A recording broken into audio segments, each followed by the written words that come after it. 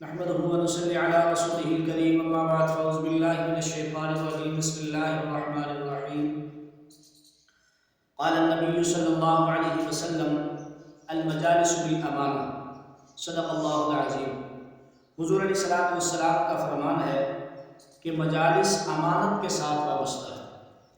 کیا مطلب؟ اس حدیث میں مجلس کے آداب بیان فرمائے گئے، اور وہ کیا ہے کہ مجلس کی تمام باتیں مصلحت اور اصحاب مجلس کی اجازت کے بغیر دوسروں سے اس کا اظہار نہیں کرنا چاہیے۔ یعنی کسی بھی مجلس کے اندر انسان بیٹھا ہے، اگر کوئی وہاں پر ایسی ویسی گفتگو ہوتی ہے اور وہ کسی کے متعلق ہے تو بہتر ہے کہ اس کے جا کر نہ بتائے، تاکہ جو ہے اس بات کی وجہ سے جو ہے لڑائی جھگڑا نہ ہو۔ ایک بات۔ دوسری بات یہ ہے کہ ہمارے معاشرے کے اندر بہت ساری اسی طرح کی خرابیاں ہیں کہ جن کی وجہ سے انسان جو ہے ان غلط باتوں کو آگے پھیلا کر اور آپس میں لڑائی جھگڑے کا سبب بن جاتا ہے۔ تو لہٰذا حدیث مبارکہ کے اندر یہ بات آ گئی کہ مجلس کی بات امانت ہے۔ جس مجلس میں آپ بیٹھے ہو، اگر وہاں پر کوئی چھوٹی موٹی بات ایسی ہو جاتی ہے، کسی کے خلاف کوئی بات کر دیتا ہے،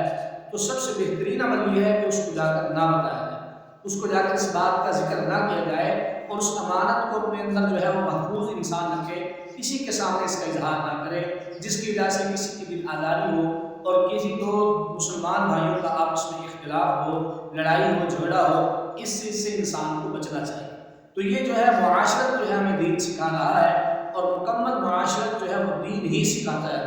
اگر قرآن و سنت کی روشنی میں ہم معاشرت کو ڈھالنا شروع کر دیں تو ساری باتیں ہمارے سامنے آ جائیں گی اور ساری باتیں ہم سب کو سمجھ آ سکتی ہیں۔ دوسری بات یہ ہے کہ ہاں،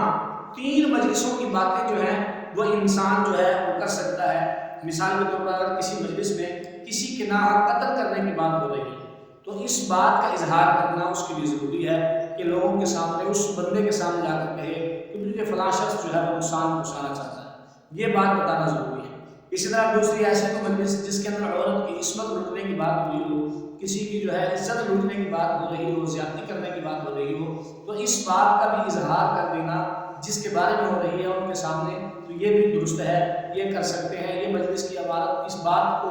امانت نہیں بلکہ جو ہے اس کے اندر خیانت مثال کے طور پر